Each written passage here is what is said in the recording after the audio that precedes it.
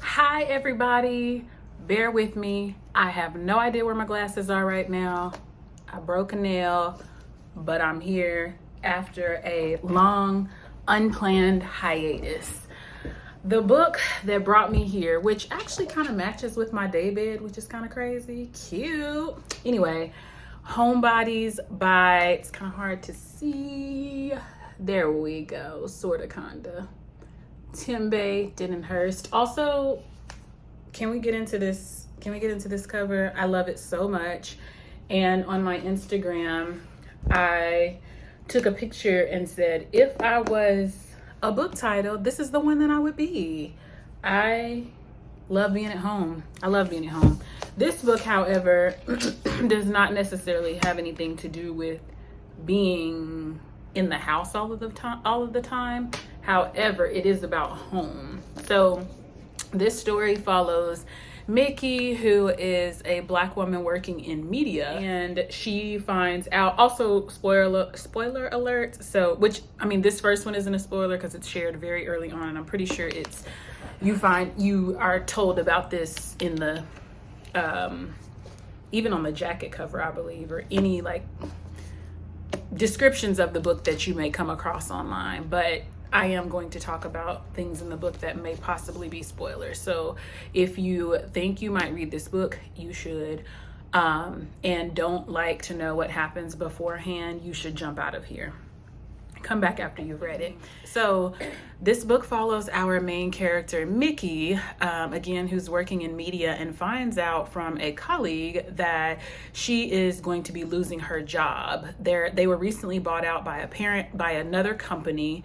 And so I believe her friend that tells her she's going to get fired works for the parent company. I think don't quote me on that, but yeah, finds out from someone else that her position is about to be open to someone else, that she's going to be replaced. And that does ultimately happen. And that throws Mickey into a place of trying to figure out who she is, what she wants to do in the midst of feeling lost, confused, conflicted in a lot of different ways, not just about her job, but also in her romantic relationship with her partner, Lex. Mickey is queer, and she's with a Black woman named Lex.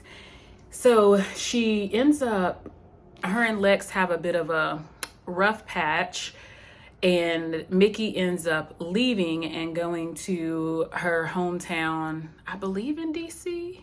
Or Maryland, I believe in DC. I am bad at, like, I love a book to death, but still struggle with remembering some of the details. So sorry about that. And if it is a hometown that you belong to, please don't read me. I'm pretty sure it's DC. Anyway, she goes home there, and she does not tell her father that she's coming in town because she's carrying around some shame. Matter of fact, she doesn't tell anyone the real reason at first. She just says she's going to take a vacation. And you can tell just from the interactions from her friends and her family, this is not something that she routinely does. You can tell that she does not go home, as a vacation spot, or it doesn't even seem like often, to be honest. So Mickey takes this time to go home. She stays with her grandmother for a couple of weeks and basically just kind of sits slow, goes with the flow.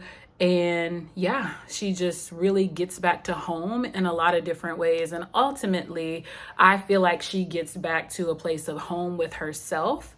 And I feel like that was what she had to do before being able to pivot into the next trajectory of her life in a way that felt honest and authentic for her and aligned with the values that she was beginning to recognize in herself.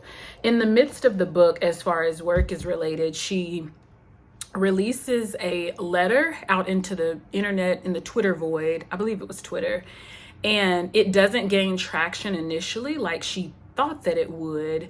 And so initially she's having a lot of anxiety about having shared some of her experiences in this letter and not really getting any feedback on it. She's feeling a bit ghosted from the industry, a little bit locked out from colleagues and people she would have considered friends in the industry. So that also plays a big role in her distress and her anxiety, depression. And I feel like this book is a story about what happens when you are stripped of the thing that you think gives your life the most meaning, and you have to then begin to find out, what does your life mean after you lose that thing? And I think that was a big quest for Mickey, and I think it pushed her into considering her values and what was most important to her and how she wanted to live out her values. I am basically obsessed with this book. I have been on the longest book hangover. I want everybody to read it. It is the book that brought me back to the tube.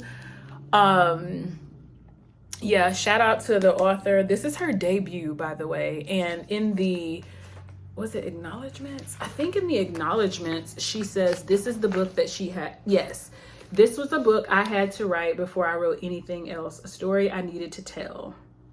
Damn, I'm glad that she told this story. So yeah, if you get a chance, check out this book. And I want to share a quote from the book.